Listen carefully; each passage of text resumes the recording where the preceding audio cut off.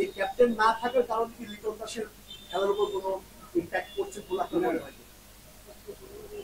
এই যে এই আবার আরেক প্রশ্ন, আমি আপনাদেরকে একটা কথা কিছুদিন আগে বলেছিলাম, কোচ ক্যাপ্টেন কে হবে এটা বোর্ডের ডিসিশন। এটাতে কারো ইন্ডিভিজুয়ালি পছন্দ হলো কি হলো না কিছু যায় আসে, ঠিক আছে? এই ব্যাপারটা আমি একদম ক্ল্যারিফাই করে দিচ্ছি, আবার ক্লিয়ারলি বলে দিচ্ছি। সো এখন আপনারা বলছেন যে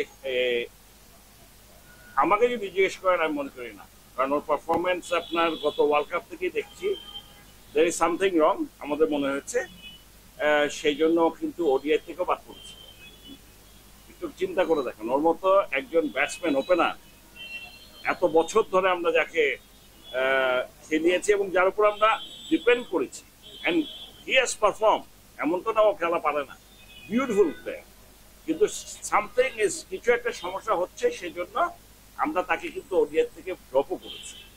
এর চেয়ে বেশি তো আর বড় সিগন্যাল কিছু হতে পারে না। So there is a problem. আমি আমার দৃঢ় বিশ্বাস এটার সাথে ক্যাপ্টেন্সির কোনো সম্পর্ক আছে বলে আমি মনে করি না। অ্যান্ড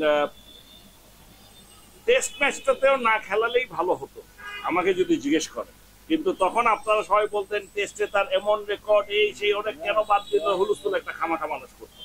কিন্তু ওকে এই সময়টা একটা ব্রেক দিন, আমার ধারণা ভালোভাবেই কাম ব্যাক করে আসতে পারতো, আর একটু কিছুদিন সময় যদি ব্রেক দেওয়া হতো। এই জায়গায় টেস্ট ম্যাচটা না খেলালে ভালো হতো, এবং রাইটলি আপনি জিনিসটা পয়েন্ট আউট করেছেন, খেলে কি করেছে সেটা লিটন প্রমাণ করে দিয়েছে আপনি দিচ্ছিলেন। এখন তো একটা টেস্ট বাকি বাবুল ভাই, যেভাবে আউট হয়েছে আপনি যেটা বললেন, সেঞ্চুরি করা বড় ব্যাপার না, তা ওয়ে আমরা অ্যাপ্লাই করছি সেটা হচ্ছে ইস্যু। সেকেন্ড টেস্টে লিটনের ইস্যুতে আপনি আপনার প্রিভিয়াস মতামতটাকে বাস্তবায়ন করতে বা দেখতে চাইবেন কিনা, যে হি নিড আ ব্রেক? না না, ব্রেকটা তার দরকার, এই ব্যাপারে তো আমরা সিদ্ধান্ত নিয়েছি, সেই জন্য তো অলরেডি তাকে একটা ব্রেকে পাঠানো হয়েছে, লো হয়েছিল। সমস্যা হচ্ছে ওর যে টেস্ট স্ট্যাটিস্টিক্স যেগুলো আছে, স্ট্যাটস যেগুলো আছে, ও টেস্টে 6 নম্বরে বা 5 নম্বরে এসে যে রান করে গেছে, যে ভালো খেলেছে, সেইটাকে একেবারে ফেলে দেওয়ার মতো না। কিন্তু আমরা জানি যে এই সময়টা he needs a break, nothing else. ওকে বাদ দিতে বলছি না, একটা ব্রেক দিলেও আবার কাম ব্যাক করবে। সেই ব্রেকটা আমাদের মনে হয়েছিল দেওয়া উচিত ছিল, কিন্তু কোনো কারণে তাকে এখানটায়, তার চেয়ে বড় কথা, যেহেতু মুশফিক আর সাকিব নেই, ওরাও নেই, আবার লিটন দাসে নেই, তাহলে তো একেবারেই মানে সবকিছু চিন্তা করে ওকে রাখা হয়েছিল। এখন বাকিটা সামনে দেখতে হবে, এই জন্য আসছি ওনাদের সাথে কথা বলবো।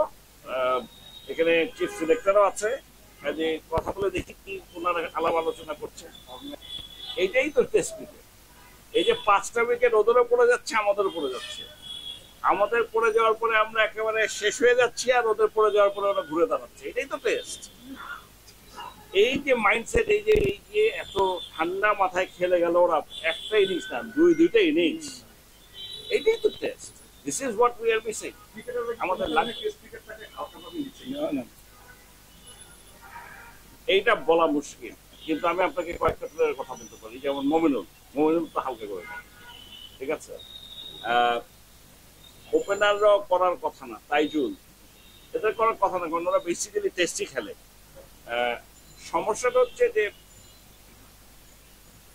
টানা ওডিআই T20 খেলতে খেলতে, এবং কন্টিনিউয়াস খেলে আসছে, এবং এখন আবার চলছে আমাদের প্রিমিয়ার লিগ, ডিপিএল, এখানটাও সবাই কিন্তু একটা করে ক্লাব আছে, সব কিছু মিলিয়ে আমার মনে হয় মাইন্ডসেটটা ওদের ঠিক মতো প্রিপেয়ার ছিল না।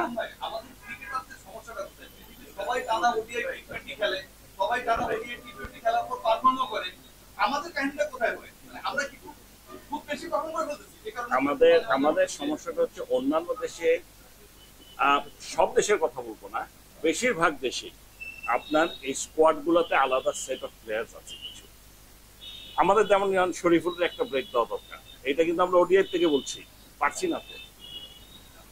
এখন এইটা তো আমরা জানি পারছি না, কারণ আমাদের অন্যান্য প্লেয়ার গুলো ইনজুর্ড এই মুহূর্তে, সেই জন্য। অন্যান্য তো বেশিরভাগ দেশেই ওদের কিন্তু কিছু স্পেসিফিক কয়েকজন করে প্লেয়ার আছে, যে ওরা টেস্টে খেলবে, ওরা T20-তে খেলবে, ওরা ব্রেকটা পায়। আমাদের সমস্যাটা হচ্ছে যে আমাদের যাকে আমরা যেই 11 জন ঠিক করি না কেন বা 15 জন, এদেরকে আমরা সবগুলোতে রাখছি। এক্সেপশন দেখেন আপনি, মমিনুল, তাইজুলকে দরকার হলে তো খেলাতেই পারি, কিন্তু ইচ্ছা করলে যে এই দুজন তো আমরা অন্তত, খালেদ জয় হ্যাঁ জয় না, আমি বলছি আপনার আমাদের এবাদত থাকলে এবাদত হইতো। আমি বলছি যে এদেরকে একটু আলাদা করাতে যে এই সুবিধাটা হয়েছিল যে আমরা কয়েকটা প্লেয়ার পেয়েছি, কিন্তু আমাদের আরো অন্তত 2-3 জন দরকার।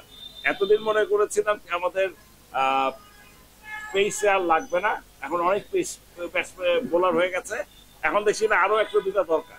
তো আমি বলছি যে এই দিক দিয়ে আমরা কিন্তু একটু পিছিয়ে আছি, এটাতে কোনো সন্দেহ নেই। কারণ আমরা আসলে কাউকে বাদ দেওয়ার মানে একটা কোনো একটা ফরম্যাটে কাউকে না খেলালে যে হুলস্থুলটা একটা আমরা মনে করি সে বাদ হয়ে গেল, এই মেন্টালিটি বা এই চিন্তা থেকে আমাদেরও বেরোয় আসতে হবে। না, এটা বাদ না, তার রেস্টের জন্য তো তাকে মাঝে মধ্যে রেস্ট দিতে হবে, ড্রপ দিতে হবে, এটা বাদ পড়া না। এবং সেই জন্য অল্টারনেট একজনকে রেডিও করতে হবে এইভাবে। তবে আমার মনে হয় এখন যে পরিস্থিতিতে আমরা পড়েছি, এখন যেহেতু অপশন আগের চেয়ে অনেক বেশি, সেই সুযোগটা আমাদের আছে। আবির ভাই না ভাই একটা অ্যাডের ব্যাপারে কথা বলছিলেন। আমি প্রত্যেক এরা বিভিন্ন প্লেয়াররা যে অ্যাড করেছেন, আপনি as a board president add থেকে কিভাবে দেখেন?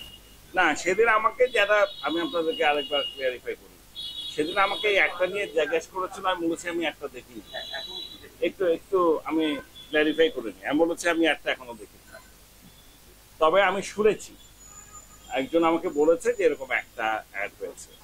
তো তখন সে বলেছিল এটা, প্রশ্ন করেছিল অনেকগুলা। তো আমি বলেছি আমার আগে জানতে হবে, বোর্ডের সাথে বসতে হবে, দেখতে হবে আমাদের যে ওখানে লজে কি আছে না আছে, ওরা কি ভঙ্গ করেছে কি হয়েছে না আমি জানি না, এগুলা দেখে তারপর যদি কোনো ভঙ্গ করে থাকে তাহলে বোর্ড তার সিদ্ধান্ত নিবে, ডিসিশন নিবে। This is number 1। নাম্বার 2, এমন কোনো অ্যাড বা কোনো নাটক কোনো কিছুই করা উচিত না যেটা নাকি কোনো একটা খেলোয়াড় অথবা ক্রিকেটে কে হাস্যস্কর কোনো কিছুতে পরিণত করতে পারে।